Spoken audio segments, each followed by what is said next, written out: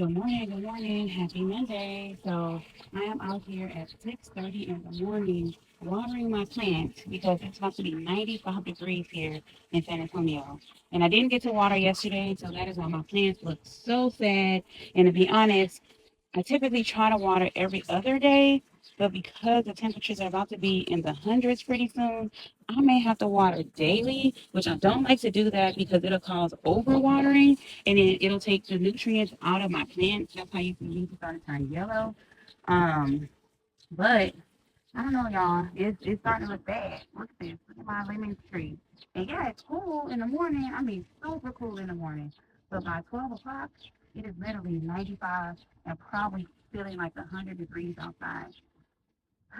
This is only bad part about summer here in Texas, more specifically San Antonio. It gets extremely hot and it is hard. I will be honest, this is probably the hardest time for me to garden. People would think it'd be wintertime, but no, it's honestly summertime because it's harder for me to regulate my plants with the temperature keeps increasing, like literally higher, higher, higher. Like of course there's some plants like my grapes that are doing fine, but there is other plants that are just like suffering. And some, this morning will look fine, and that's because it is colder out here. But as soon as the sun comes out, they are wilting. I mean, I should have showed y'all the video, but like you see these, like they're literally struggling. They're on the struggle bus, y'all. You just think bugs. I always have pest issues, Lord.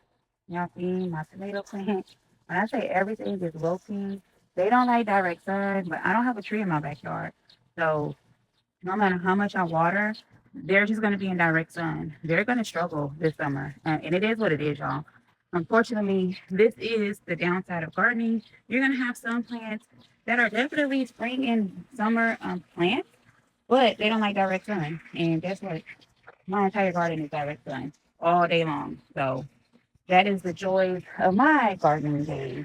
And you see how this is either overwatered, underwatered, or it has some type of disease. Yeah, my pepper plant is not doing good, but this bed is. So much so we got some more swallowtail butterflies, larvae or caterpillars over here. Tomatoes are ripening, so everything is not struggling, but it's struggling on. My watermelon is doing good. We got a watermelon down there. See that? And then we have some over there. But this is how you know it's just so hot. Look at my peanut plant. The leaves are up trying to conserve energy, and it's early in the morning, so that shouldn't be the case.